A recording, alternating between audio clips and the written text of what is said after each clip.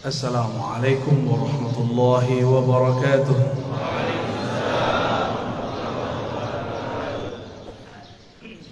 Alhamdulillahilladzi bi ni'matihi tatimmu shalihat. Walhamdulillahi 'adada ma khalaqa fis sama'. Walhamdulillahi 'adada ma khalaqa fil ard. Walhamdulillahi 'adada ma baina dhalik. Walhamdulillahi 'adada ma huwa khaliq. Asyhadu an la ilaha illallah wa asyhadu anna Muhammadan 'abduhu wa rasuluh. Allahumma salli wa sallim wa barik ala sayyidina Muhammad wa ala alihi wa ashabihi wa li baitihi wal mahdi khalifatihi wa sallam. Ibu Bupati dan Bapak Wakil yang dimuliakan Allah, betapa senangnya kita umaranya ikut ngaji. Alhamdulillah. Kalau kata pengantar cukup wakil atau sekdanya, tapi kalau ngaji langsung orangnya. Alhamdulillah. Bapak Ketua Pengurus MUI, Ketua Ta'mir, para ulama dan jamaah yang dimuliakan Allah. Tidak mudah bangun sebelum subuh, ya. Karena tidak mudah jika dipikirkan pakai akal. Karena bangun waktu subuh, sebelum subuh, itu bukan urusan kita, itu urusan Allah. Oleh karena itu sebelum tidur minta izin, itu urusan Allah. Oleh karena itu sebelum tidur minta izinlah kepada yang menghidupkan, yang mematikan. Bismikallahumma ahya wa amut, atau amutu wa ahya, sama. Ya Allah, izinkan aku tidur dan hidup kembali. Kalaupun bangun dalam nama Allah, maka kita bangun mengatakan alhamdulillahilladzi ahyana. Terima kasih yang telah mengembalikan hidup kami, ya Allah. Hidup kalau tidak tambah taat dan ma'rifat, percuma hidup, lebih baik mati. Tapi jika ada ketaatan, ada kemakrifatan dalam hidup, fal hayatu aula, maka hidup lebih baik. Maka ketika ada seseorang mengeluhkan sakitnya dan dia mengatakan mati sajalah aku, apa kata Nabi? La tas'alul maut, la tatamannawul mauta. Jangan pernah berangan-angan pengen mati. Sakit badanku, iya sakit, tapi jangan pernah minta mati. Karena jika engkau mati, inqata'al amal, engkau tidak dapat lagi beramal. Ya, engkau tidak dapat lagi beramal. Dan ingat, orang kalau sudah mati, dia harus tetap menyempurnakan ruhaninya. Tapi di alam sana sangat lama dan panjang sekali. Maka mumpung masih di dunia, jauh pun kita kejar, susah pun kita cari. Yang penting mengenal Allah dapat dicapai di bumi, supaya jadi bekal masuk ke alam yang lain. Bapak Ibu yang melekat Allah, kalau pernah keluar negeri atau keluar kota, kalau kita tamu dari yang punya kota, kita disambut, tidak perlu diperiksa, benar gak? Cukup ditandai, oh si anu orangnya. Tapi kalau kita tidak kenal dengan yang punya kota, maka kita diperiksa. Alam ini dicipta karena Allah cinta kepada baginda Rasul sallallahu alaihi wasallam. Jika seseorang kenal Allah, kenal Rasulullah, maka dia masuk ke alam ini hormat kepadanya. Dia masuk ke alam barzakh, yang jaga alam barzakh pun respect kepadanya. Jika dia masuk padang mahsyar, maka yang di padang mahsyar pun melindunginya. Kita mau datang ke satu tempat, kenal penguasanya, dijaga tidak? Dijaga. yang jadi raja pemimpin di alam semesta. Itulah baginda Rasul sallallahu alaihi wasallam. Beliau bergelar Sayyidul Alamin, penghulu alam semesta. Apabila saya kenal Rasulullah sallallahu alaihi wasallam, maka ketika di alam barzakh Rasulullah lah yang menyambut. Tapi kalau kenalnya baru imam, lumayan. Imam itu nanti yang akan sambut. Kalau kenal Allah, pasti kenal Rasulullah. Tidak ada orang kenal Allah kecuali lewat pintu Rasulullah. Maka ma'rifat mengenal ada dua jalur. Ada ma'rifat Muhammadi, mengenal dengan jalur Nabi Muhammad. Ada ma'rifat Azaziliyah, Iblisiyah. Ada mengenal jalur iblis. Kenal juga, tapi kenal dengan cara yang tidak benar. Allah Subhanahu wa ta'ala, "Qul in kuntum tuhibbunallah fattabi'uni." Katakanlah jika engkau betul cinta kepada Allah, maka ikutilah jalanku. Ikutilah aku. Ikuti Rasulullah sallallahu alaihi wasallam. Maka banyaklah kelompok yang mengaku dialah yang paling ikut Rasulullah sallallahu alaihi wasallam. Yang diikut bukan model baju. Yang diikut akhlak yang punya baju. Kalau model baju berubah-ubah per zaman. Ini bajunya kurang sunnah nih sebagiannya. Rasulullah itu suka pakai baju impor. Percaya tak? Baca Sahih Bukhari. Rasulullah selalu pakai baju dari luar negeri. Dari Bahrain. Beliau tinggal di Madinah. Dari Persia, dari Romawi, dari Yaman, dari Mesir, dari Syam.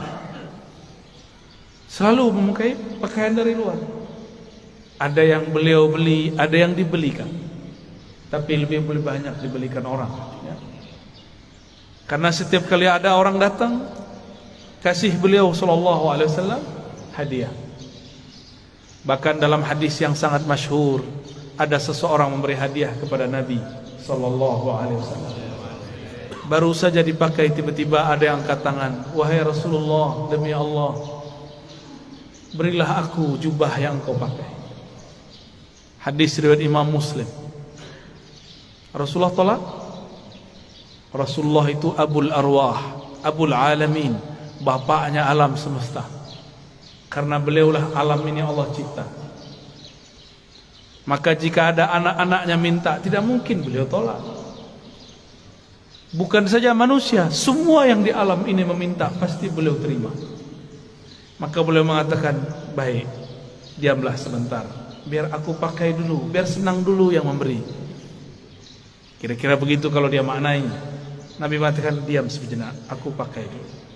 Dipakai sebentar, berpindahlah keharuman beliau sebagian kepada jubah itu. Baru beliau memberikan kepada orang itu. Tapi setelah itu ribut. Sahabat-sahabat marah kepada yang meminta. Tapi apa kata yang meminta? "Tahukah kalian untuk apa aku meminta ini? Aku meminta jubah Rasulullah untuk menjadi kain kafanku jika aku masuk kubur." Jadi beliau ingin dapat bau Rasulullah sallallahu alaihi wasallam. Keharuman Nabi tercium sampai ke langit. Beliau baru lahir, disambut oleh semua malaikat. Beliau lagi main-main, diinteli, disorot oleh malaikat-malaikat. Mereka ingin pastikan, inikah orang yang harum itu? Begitulah kata Jabir ibn Samurah, Anas bin Malik, dan sahabat-sahabat yang lain. Tidaklah Nabi melewati satu tempat, melainkan tempat itu ada harum Rasulullah di sana.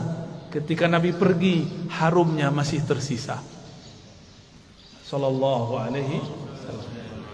Itulah sebabnya Imam Malik, guru dari imam kita Muhammad bin Idris Asy-Syafi'i, jika beliau masuk kota Madinah, beliau langsung lepaskan sendalnya dan berjalan di bawah, tidak menggunakan kendaraan apapun.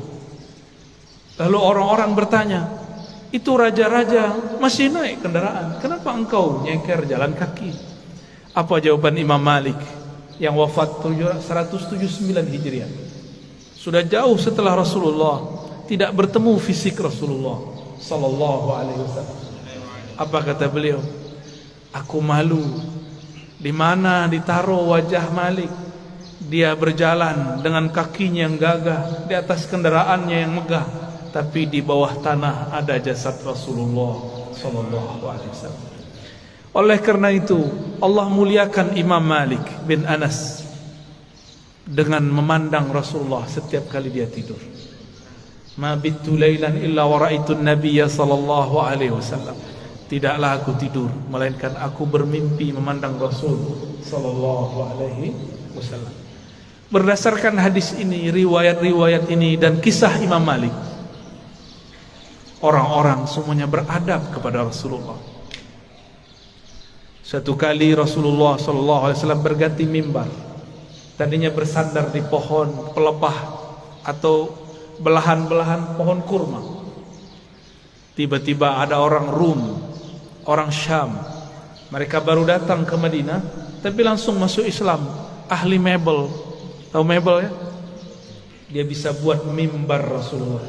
Ini termasuk mimbar, ini mimbar namanya. Ini bukan panggung, tapi mimbar cuma kegedean. Ya. Lalu Nabi naiklah ke atas mimbar. Ketika Nabi memulai mau mengajar di atas mimbar, tiba-tiba beliau dan para sahabat mendengarkan suara seperti orang merindu, seperti pengantar dari pembawa acara kita yang sangat merindukan Rasul sallallahu alaihi wasallam. Ternyata suara dilihat tidak ada anak-anak, tidak ada orang-orang, tidak ada siapapun yang menangis. Rasulullah mengerti, maka beliau mengatakan, yang menangis itu pohon kayu yang aku jadikan sandaran. Sekarang aku tinggal karena ada mimbar yang baru. Maka beliau turun sejenak. Itu tiang pohon dielus-elus, hanna hanina. Dia sedang merindu kepada Rasulullah, ditinggal oleh Rasulullah. Maka Nabi ajak dia ngobrol.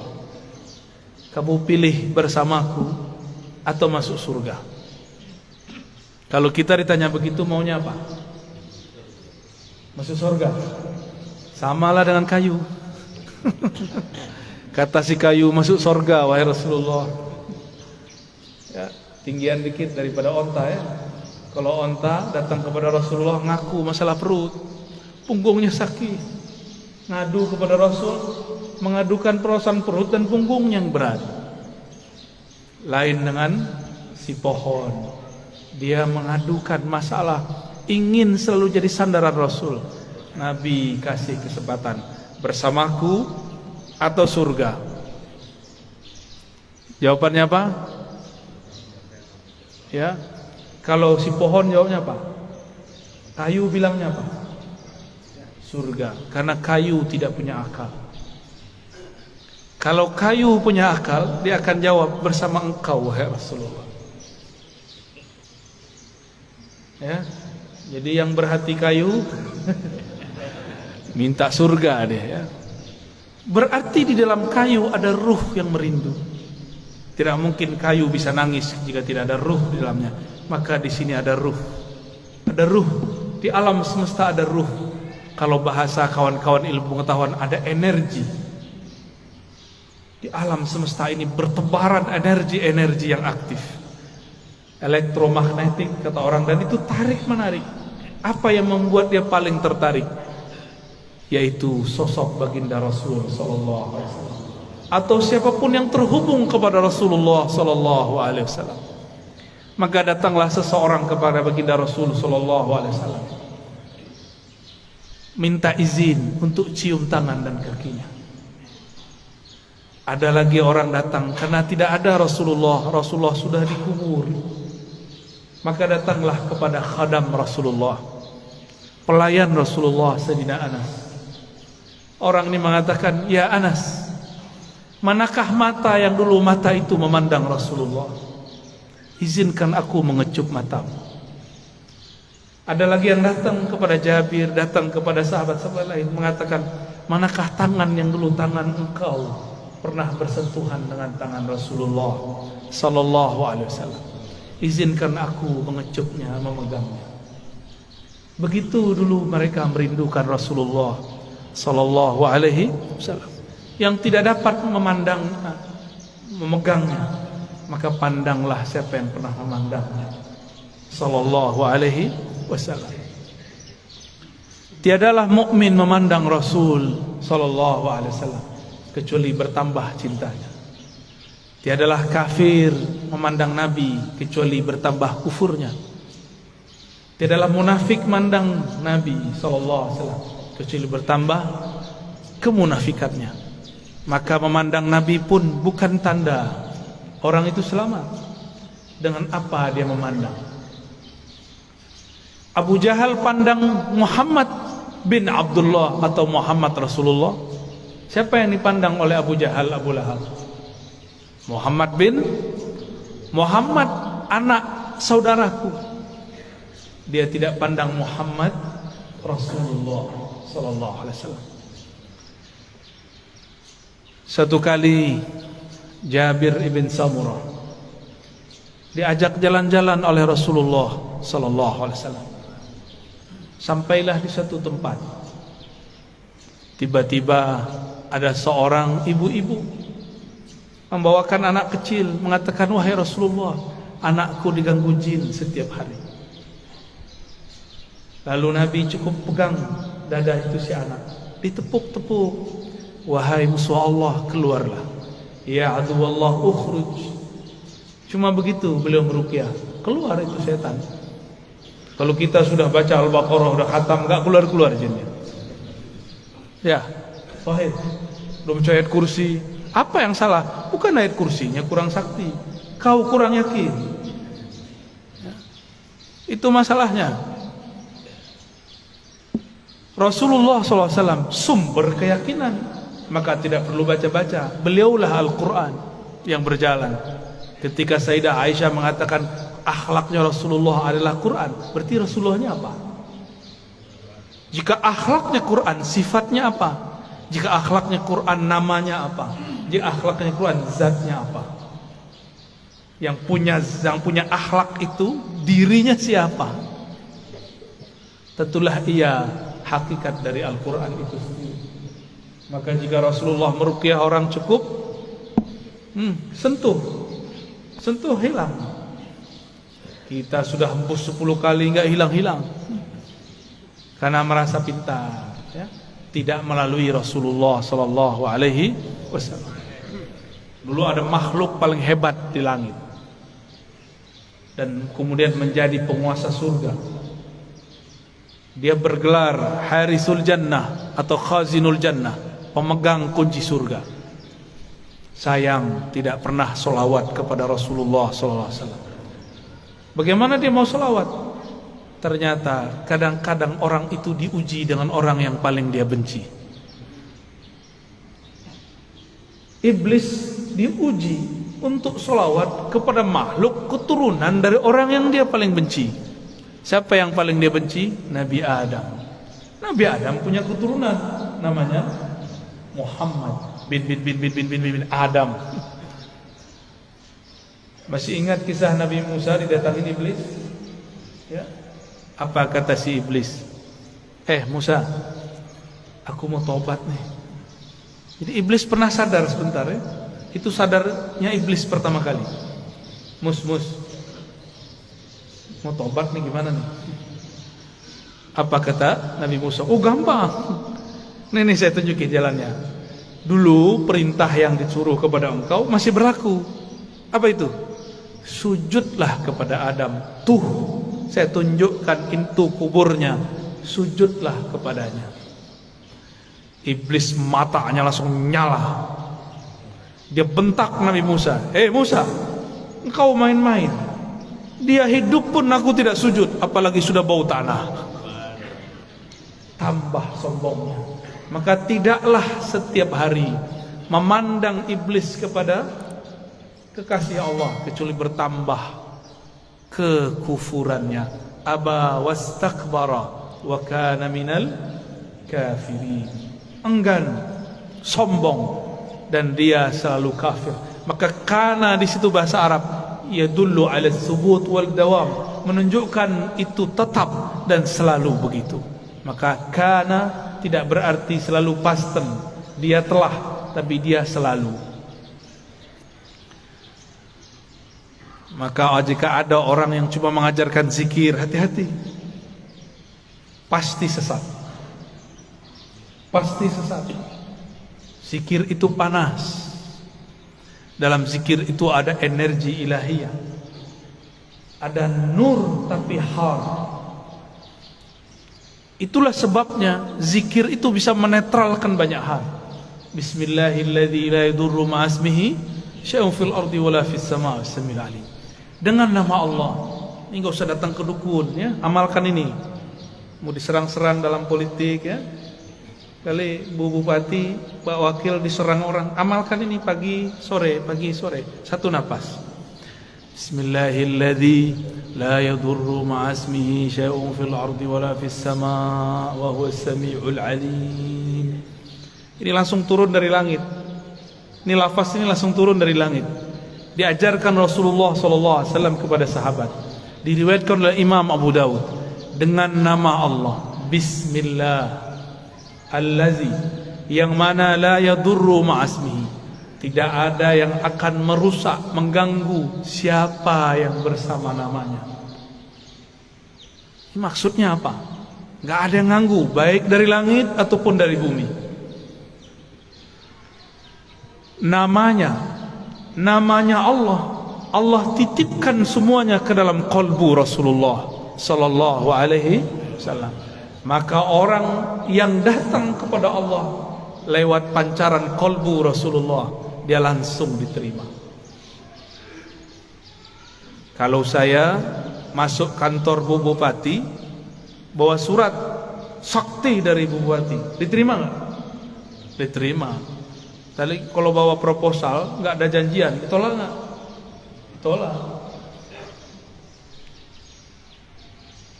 Biasanya kalau pegawai itu ada kartu ya, kartu pengenal diri.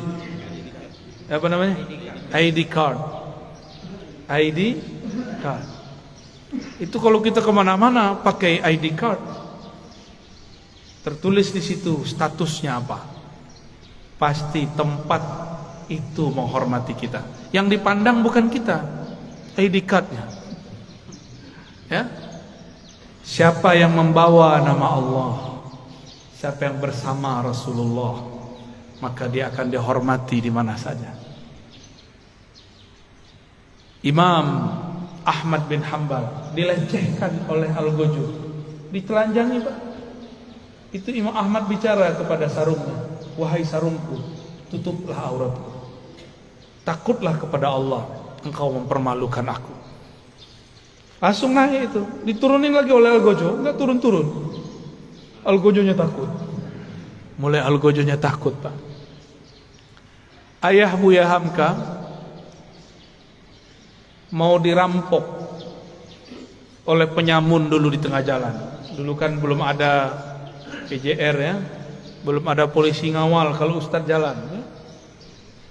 Dulu ayah dari Buya Hamka namanya Syekh Abdul Karim Amrullah mau dirampok, mau dibunuh oleh penyamun. Terus beliau bilang, tunggu sebentar, saya baca surat Yasin dulu.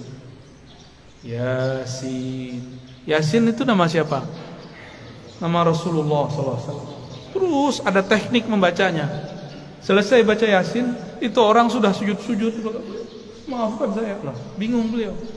Ternyata ini orang melihat sesuatu ketika Syekh Abdul Karim membaca surat Yasin. Bisa begitu Pak, tapi kalau Bapak yang baca nggak ada yang aneh. Baik. Rasulullah sallallahu alaihi wasallam dielu-elukan namanya baik di langit ataupun di bumi. Coba lihat, Sayyidina Jibril bolak-balik naik langit. Tapi setiap kali sampai di langit pertama selalu ditanya, "Man anta?" Ente siapa? Itu Jibril. Jibril langsung bilang, saya orang yang bawa risalah Nabi Muhammad. Buka langsung, sebut nama Nabi, buka langsung. Jadi pembuka pintu langit nama Nabi Muhammad sallallahu alaihi wasallam. Maka orang-orang yang hidupnya bermasalah, cobalah mulailah salawat pagi 100, sore 100, malam 100. Disegap senggang, lagi di motor, lagi di mobil, salawat 100 kali. Jangan kurang salawat setiap hari daripada 500 kali lah. Sembari bekerja, sembari bergerak. Apa susahnya? Kenapa bersosial media tidak susah? Tapi bersosial media dengan Rasulullah susah. Kenapa kita mau jemput rezeki? Pada rezeki itu ada berkah Nabi sallallahu alaihi wasallam. Rezeki terbesar umat adalah lahirnya Rasulullah sallallahu alaihi wasallam. Suatu kali Uwais Al-Qarni hendak pergi haji. Tiba-tiba ibunya mengatakan, "Wahai Uwais, jika engkau pergi, dengan siapa ibumu?" Kata Uwais, "Baiklah ibunda, tapi tunggu sebentar, aku berikan semua perbekalanku kepada temanku yang sedang merindukan Rasulullah. Tapi dia tidak punya bekal, orang tuanya sudah tidak ada." Dihantarkanlah kepada orang itu. Entah dapat apa rasanya. Orang-orang berangkat, dia tidak bisa berangkat. Teman-temannya Uwais dan teman-temannya semua berangkat, orang ini enggak berangkat. Tiba-tiba Uwais ketuk pintu mengatakan, "Wahai Tuan, wahai sahabatku, ini semua bekalku, aku berikan kepada engkau." Orang ini lagi sujud, ingin berangkat tapi tidak punya uang, ingin berangkat tidak punya kendaraan. Apa yang dia rasakan? Lalu dia bertanya, "Lalu engkau bagaimana wahai Uwais?" "Aku masih punya ibu. Jika rindu Rasul sallallahu alaihi wasallam harus merawat ibu. Orang yang rindu Rasulullah tidak hormat kepada ayah ibunya, batal cintanya. Orang cium tangan guru tapi tidak cium tangan ayah ibunya, batal cium tangannya. Orang yang ziarah ke ulama tapi tidak ziarah ke ayah ibunya, batal cintanya kepada ulama." Betapa aneh sekarang, banyak orang baik ke gurunya tapi membentak ayah ibunya. Aneh. Masih punya ibu sebagian besar, ayah nanti pulang cium tangannya, ya. Baca sholawat ketika mencium tangannya. Semoga Allah ridha melalui ibu. Dan pasti ridha. Ridha Allah itulah kunci dalam tangan ibu. Kenapa disebut ibu dan ayah itu kunci ridha Allah? Ridha Allah fi ridhal walidain. Karena merekalah kita ada secara fisik, secara ruhani kita ada karena ruhaniah Rasulullah.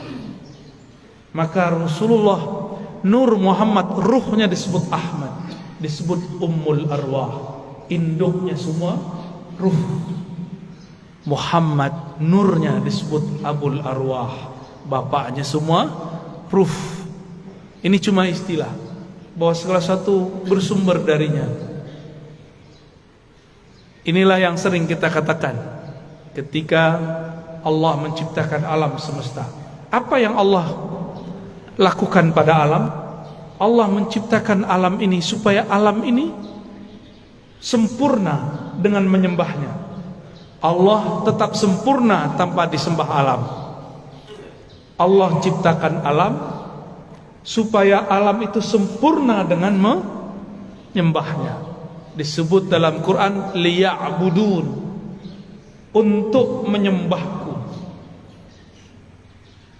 Siapakah yang paling sempurna menyembah Allah? Rasulullah SAW. Siapakah yang paling kenal Allah? Rasulullah SAW. Maka yang dimaksud dalam ayat ini, tidaklah aku ciptakan jin dan manusia illa liya'budun, kecuali untuk menyembahku sebenar-benar menyembah, mengenalku benar-benar mengenal. Itulah sosok Rasulullah sallallahu alaihi wasallam.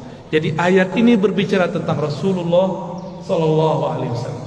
Jadi jika ada orang mengatakan tidak usah buat maulid, tidak usah buat zikir-zikir, enggak usah buat zikir jamaah, enggak usah buat manaqib, tugas kita ibadah. yaitu ibadah. Dan ibadah yang paling tinggi adalah as-salawat ala nabi sallallahu alaihi wasallam. Ini saya ulang-ulang ya, supaya masuk ke alam sadar kita dan alam bawah sadar kita. Allah sholat nggak? Allah sholat nggak? Allah tadi sholat subuh nggak? Nggak. Saya ulang yang kenceng dong. Allah sholat nggak? Allah haji nggak? Allah puasa nggak? Allah sedekah nggak? Tapi Allah bersalat. Innallaha malaikatahu shalluna 'alan nabi. Jadi sebelum ada salatnya kita, Allah sudah salawat kepada Nabi. Sebelum ada zikir, baca Quran, ngaji kita, belum ada thariqat kita, belum ada mazhab kita, belum ada manhaj kita, belum ada. Allah sudah bersalawat. Maka ciri-ciri musuh Allah, dia benci orang salawat. Meskipun sorbannya 7 kali lilit, meskipun jenggotnya sepanjang tali apa? Tali rapia. Bapak kayaknya kesal banget orang itu ya. Korban sepertinya ini ya. Nggak ngaruh ya. Tidak ngaruh, tidak berpengaruh.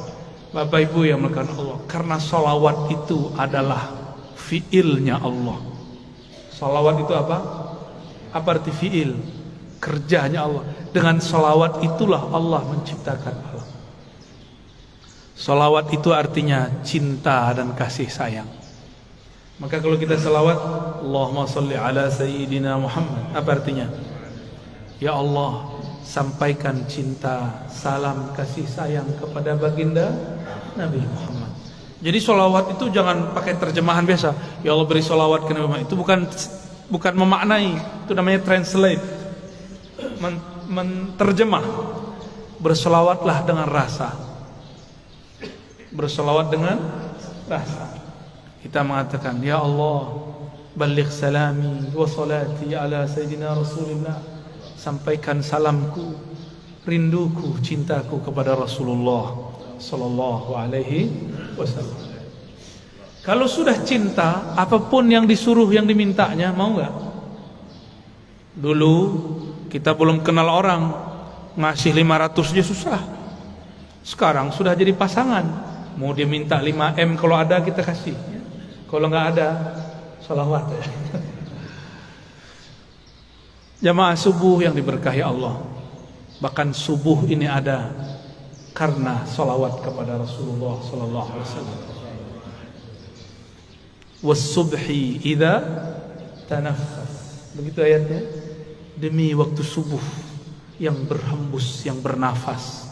Jika Allah tidak bernafas dengan salawatnya, maka bunyi nafasnya Allah salawat kepada Rasulullah sallallahu alaihi wasallam. Maka niatkan hidup ini untuk bersalawat kepada Rasulullah. Inilah yang disebut takhallaqu bi akhlaqillah. Tirulah fiil-fiilnya Allah. Tirulah akhlaknya Allah. Allah itu mencipta alam dalam salawatnya karena cinta kepada Rasulnya. Maka beramallah karena cinta. Bukan lagi buat maulid, buat manakib karena ada hajat. Pak Kiai, Pak Ustadz, doakan saya bisa beli apa? Beli rumah. Pak Kiai, doakan saya beli mobil. Pak Kiai, samalah kau dengan onta itu ya. Onta datang ke Nabi, ya Rasulullah, perutku lapar, tugasku banyak, tuanku nggak tahu diri. Onta datang nangis, yang dikadukannya bukan ya Allah Rasulullah izinkan aku bersamamu, nggak ada dia ngomong begitu. Onta, paham onta? Si kayu ngomong, aku ingin di surga aja. Tapi beda dengan Abu Bakar, beda dengan Umar, beda dengan Utsman, beda dengan Ali. Mereka ingin jadi pintu-pintunya Rasul. Maka ujung dari pintunya Rasulullah, pintu terdekat Sayyidina Ali. Apa kata beliau? Aku kota ilmu, Ali lah pintunya. Maka tiada satu mazhab, satu manhaj, satu aliran, satu pemikiran yang sahih kecuali sanadnya bersambung kepada Sayyidina Ali. Tapi syaitan tidak tinggal diam. Dia buatlah, dia campur adukkanlah cinta kepada Ali dengan benci kepada sahabat. Namanya kelompok Rafidhah. Kelompok yang membenci sahabat Rasul sallallahu alaihi wasallam. Ya, kita cinta Sayyidina Ali, cinta juga sahabat Rasul. Ini perbedaan kita dengan Syiah Rafidhah. Mari berguru kepada orang bersanad, nanti bersambung kepada Sayyidina Ali. Lebih kurang itu pengantar rindu yang dapat saya sampaikan. Ya, di sela-sela rihlah. Rihlah artinya perjalanan. Dulu Rasulullah buat rihlah. Insyaallah kalau lain kesempatan kita teruskan. Ada tanya jawab?